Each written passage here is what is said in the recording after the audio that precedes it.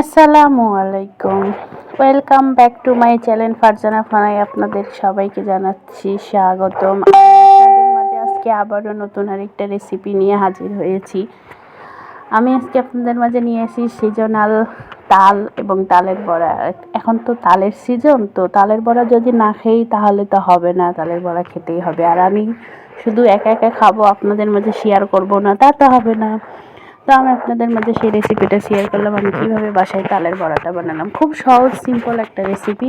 আর এটা দেখতে হলে আমার ভিডিওটা সম্পূর্ণ দেখবেন এবং আমাকে সাবস্ক্রাইব করে পাশে বেল আইকনটা ক্লিক করে রাখবেন, যাতে আমার ভিডিওটা সর্বপ্রথম আপনার কাছে গিয়ে পৌঁছায়। তো আমি তালের বড়াটা বানানোর জন্য সর্বপ্রথম আগে তালটাকে সেঁকে ফ্রিজে রেখেছিলাম। তো সেই তালটা আবার তার মধ্যে আমি 2 কাপ মতো চিনি দিয়ে দিলাম। চিনিটা দিয়ে ভালো করে নিলে চিনির সাথে তালটা মিশিয়ে নিলাম এবং তার মধ্যে একটু সামান্য লবণ দিলাম যাতে চিনির মিষ্টির ব্যালেন্সটা থাকে, দিয়ে আবারও নেড়ে নিলাম এবং আমি নারকেলের গুঁড়োটা ইউজ করলাম। আপনি তালের বড়াতে নারকেলের গুঁড়ো ইউজ করলে খেতে সুস্বাদু হয় এবং স্বাদটা আরও বাড়িয়ে দেয়। আপনারা এটা স্কিপও করতে পারেন, তবে আমার কাছে ভালো লাগে তাই আমি নারকেলের গুঁড়োটা দিয়ে দিয়েছি।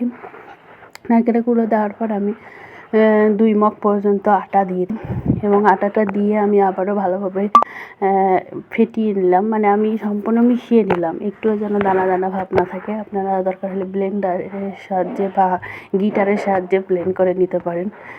তো আমার কাছে ছিল না, আমি হাতের ওটা দিয়ে বেশ কিছুক্ষণ ধরে নেড়ে চেড়ে একটু স্মুথ করে নিলাম। তারপর তালের বড়াটা রেডি। আমি কড়াইয়ে তেল দিলাম, তেলটা গরম হয়ে আসলে আমি ছোটো ছোটো দানা করে তালের বড়াটা আমি অল্প অল্প করে ভেজেছি, কারণ আমার কড়াইটা খুব ছোটো ছিল এবং অল্প অল্প করে ভেজলে একটু পাওয়ারটা একটু নর্মাল রাখবেন, মানে তেল যেন পুড়ে না যায় এবং হালকা আছে আর কি, হালকা আছে একটু সময় নিয়ে তারপর আপনারা ভাজবেন।